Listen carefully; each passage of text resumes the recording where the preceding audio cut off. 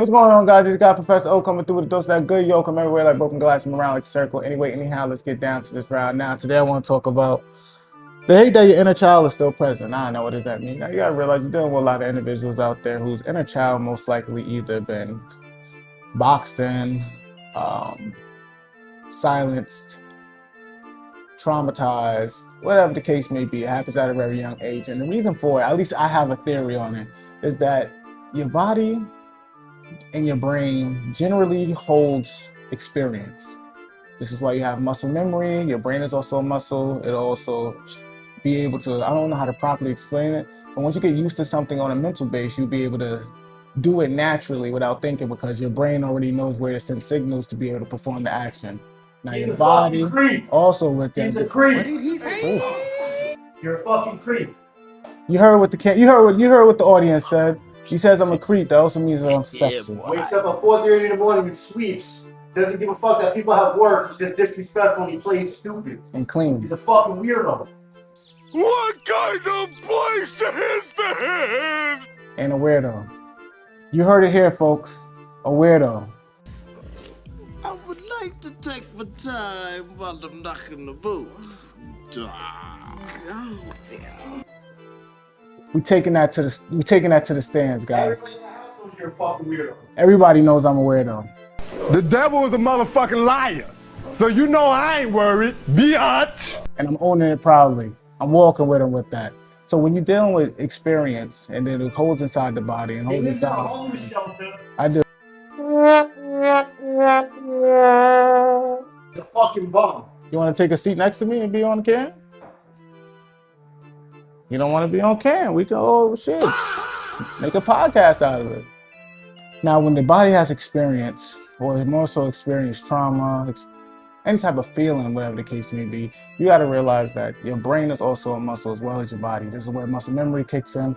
And then also you got to realize when the muscle memory is also operating, you do things autonomously. Now, that also can happen with negative trauma. So let's say, for instance, if you experience something that maybe could be so traumatizing that your brain may not be able to register it, maybe at a younger age, whatever the case may be, your body can still experience it. Like your body could be able to understand. Your body may be going to fucking prison because you fucking. But then you also got to realize, if you also feel like this is traumatizing to the case may be, then that also must means that your body has to register, or your body has to be able to, how do you say it? I don't know how to really explain it, because I don't really have the scientific terms or the science behind it.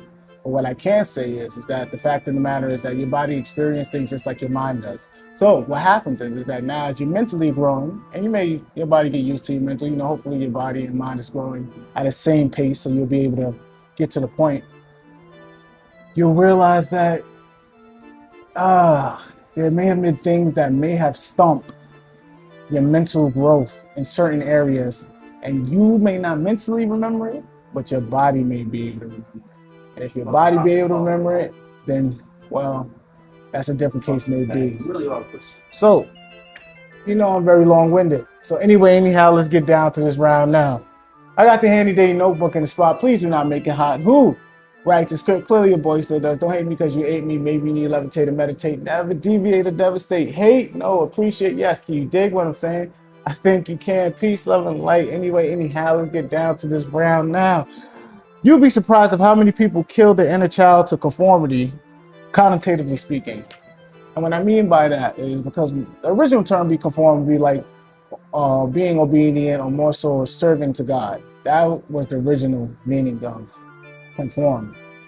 But then later down the line, conformity meant to obeying certain dogmas, or more so just obeying dogma in general that didn't really add up to exactly what's happening and what's actually truth instead of it is. I don't know how to explain it. Maybe I'm bugging out, but I don't know. I talk so fast and I'm thinking so fast.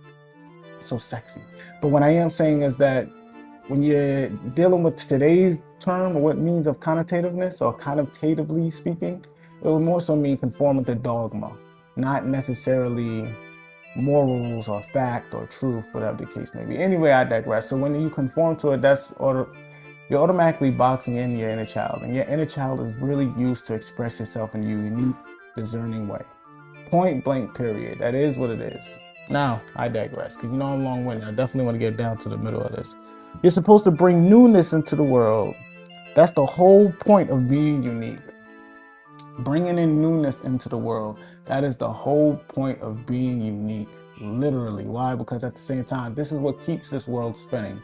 This is what keeps this world in operation. It's when something new comes involved. Why? Because when you bring something new in, you're also bringing inspiration, you're bringing in ideas, you're bringing in so much creativity and expression into this world that now, when others deal with it, or when individuals deal with it, or anybody that gets the chance to experience it, not only do you give them a new idea, you give them a new experience, and you may also create a new inspiration. And through that inspiration, other people and other individuals that hear and love and listen or experience it may be able to conjure something of their own based on the experience that they shared or they got from whatever you was able to create or bringing your newness into the world. That's what keeps this thing spinning. That's what keeps this thing going. And then it just becomes autonomous. Rinse, wash, repeat. More people are creating, more inspiration, more newness, more ideas, more new. And the beautiful thing about that is the new is born, then more new is born. And then that creates more thinking. Then that creates some newness to the thinking. It's just, it becomes perpetual. And that's what the world's about. That's what the world needs. Of course, that can happen in a negative sense, but we won't talk about that. We want to keep this channel very benevolent. And that's about it. Can you dig what I'm saying? I think you can. Anyway, anyhow, let's get down to the round now.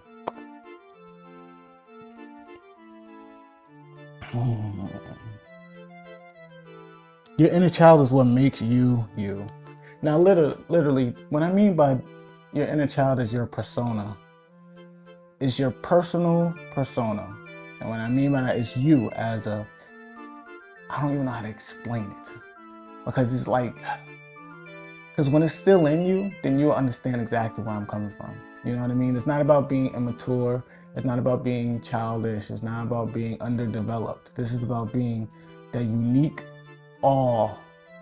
They have that perspective of awe in you. You know what I mean? And when you have that perspective of awness in you, that's when you really have an understanding of what's happening. That's when you really have understanding of what's truly progressing from you. Like literally. Why? Because when you're dealing with a child, their eyes are so wonder-filled, right? They have this, wow, whoa, what's that? You know, they're so wonder-filled. They're so genuine in their experience and authentic in their experience. And this is what makes them so precious. But you're supposed to maintain that even as you get older. Now, of course, you come with development through age and experience. So you may not have that same effect when you see something new, but it'll still have the same understanding towards it more so. You'll still experience it equally, but you may not express it the same. And that's what a lot of individuals lost at some point in time. Because it may be at some point in time an adult, other children, whatever the case may be, may have said something or stifled them to the point where now they boxed in their inner child and now they started to grow without them. And being that they started to grow without them, now this is when you're dealing with individuals who may come across a little bit too hard, too harsh, too judgmental, too abrasive. It's a lot of too much of a lot going on within them because they already discarded their inner child and they grew up without it. So now that they grew up without it, they won't be able to experience things genuinely, be able to reap the full nutrients of the experience. They'll be experiencing it from a hollow point. Or meaning they'll be filled with so much knowledge, but then they won't have no weight to it. They won't have no substance. You know what I mean? You run into individuals who never lost their inner child because you'll be like, something about them is so fun. It's so, like I feel so relieved. There's something about them, something expressive. It's something, but you can't explain it. That's because they never lost their inner child and that inner glow is still within them. So now everything that they do, look at me tongue twisted, they're so sexy. Anything that they do will always be within those parameters. So being that it's within those parameters, it'll feel more genuine. And being that it feels more genuine, that's when things become more expressive, more benevolent, more beautiful. in its expression, because now you'll be able to relate to it no matter what it is. You'll feel the authenticity that's where it's coming from. Why? Because the inner child is involved in it. And that's something a lot of individuals, when they discarded it, they'll be able to recognize it because it'll be something that's so awe-inspiring that will be drawn to attention. Now understand this, once you always had your inner child, the inner child never dies because you and your inner child are one. Literally just like this. But what can happen, it can be very beat up. It can be very boxed in. A lot can happen to your inner child. Trust and believe. I've seen it, and it's not a pretty sight at all. Now the healing can happen, and the renovations and all that can happen through positive experience. But the beautiful thing about it, what can and will always need to happen, what needs to be your inner child addressed. And that's something that you do eternally. This is when you understand that a friend is a gift that you give yourself. Happiness is a gift that you give yourself. These are traits and experiences and attributes, and whatever term that will better describe what I'm saying, are gifts that you give to yourself. But you're not truly giving it to yourself who you are presently. You're giving it to yourself who you were in the past, so you could be able to understand your present and you can have direction where you're going towards your future. Simple as that. That's just what it is. Because again, when your inner child is hurt, when it's been boxed in, etc., so forth, when you go back and you look at them, you're not going to even recognize them. You're just going to recognize a pain that's within you. And then when you start unleashing that pain, or you start healing that pain bit by bit, you start realizing you're not healing yourself, who you are currently. You're healing who you were in the past. You're healing your inner child. And then when you start to heal your inner child, then things will start to understand things more presently, because now your inner child is being healed. You know what I'm saying? I remember I spoke to someone so wise, and she told me, become the person you needed when you were a child. And maybe that, when you have a sense of direction, you should become the person who you needed.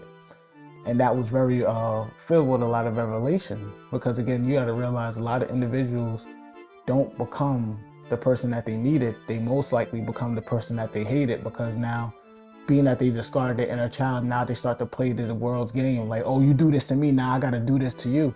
And again, fire only begets more fire. Simple as that. I never seen a fire been doused out by another potent fire. It just grew bigger. And then to the point where both parties are consumed. But now you're both on fire, looking like slut and sut. Like, what's going on? You're a sucker. You gotta understand this. Like, what happened? It was in who said this? I don't know the actor's name, but it was in, he was the butler in Batman and played in Prestige. A lot of good movies. A lot of England actor, very, very talented.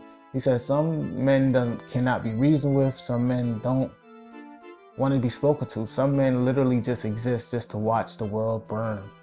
And that is such a profound statement, because you're going to run into individuals that you can't reason with them, you can't speak to them. They only want to watch this world burn. So with that being said, you'll be able to understand that when you're healing your inner child, because you got to realize when you're healing your inner child, you'll be able to speak to others from a different point of view. It'll be more genuine. Not saying immature or underdeveloped. It'll just be more of a genuine experience. And now, being that you healed your inner child properly, you'll be able to attach the experience that you gained without them to them, and then now you'll be able to grow within it. So now you have a good point of direction of where you're going. Now you're going together instead of separate, because you can't leave your inner child. And if a lot of people do, trust me, leave their inner child, and then they'll become a lot of people who could become very successful, but they'll always feel like something is missing. And then that's when they start seeking out to fulfill what's going on within. Then now they'll be seeking other things to fill in that inner child gap. They'll have a lot of hobbies. They'll have others that they need certain people to be around them so they can confirm that inner child, so they can feel lively again, they can feel youthful again. It's a very sad experience I've seen in a lot of individuals. But what I am here to say is, in order to revitalize that or rejuvenate your inner child, you have to go to your past, realize like, all right, first and foremost, identify your situation and where you're at. Identify why you're feeling this way. And then when you realize why you're feeling this way, then you'll start to experience, all right, I understand why I'm feeling this way. I gotta change this if you want to go to a different direction. Then it starts becoming more uncomfortable. I digress. I'm very, very, very long with it. I am at no point a psychiatrist or psychologist or whatever professional psychoanalyst individual that's out there. But what I am saying, I'm just speaking from experience. So take it how you like it. Those whose inner child is dead envy those whose inner child is alive. They do.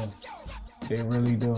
You gotta realize, because it's a trait that only you can develop, but it's also a trait that anything and anyone can be able to damage by you not being properly developed to be able to protect it.